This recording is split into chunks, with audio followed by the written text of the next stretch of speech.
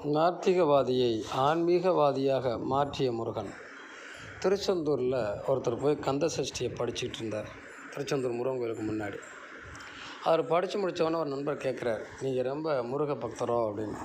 இல்லை ஐயா, நானா கடவுளையும் கடவுளை பற்றியும் மிகவும் கீழ்த்தரமாக பேசியவன் நான். கடவுளை நம்பாதவன் நான். நண்பர்களோடு ஒரு தடவை திருச்செந்தூரில் வந்து தங்கியிருந்தேன். அதிகாலையில் அவங்களாம் விட்டுட்டு நான் மட்டும் குளிக்க போனேன். அப்போ அலையில் மாட்டிக்கிட்டு தப்பிக்க முடியாத சுழற்சியில் போய் மாட்டிக்கிட்டேன். என்னையும் மறந்து முருகா முருகா முருகா என்னை காப்பாற்றுன்னு முடியை பிடித்து இழுத்து கொண்டு வந்து கரையில் போட்டதை உணர்ந்தேன். அதன் பிறகு அன்றிலிருந்து இன்று வரை இந்த முருகனை நான் மிகவும் மனசார நேசிக்கிறேன். கஷ்டத்தில் இருப்பவனை காப்பாற்றுபவன் முருகன் என்பதை உணர்ந்தேன். அன்று முதல் நான் முருக பக்தனானேன்.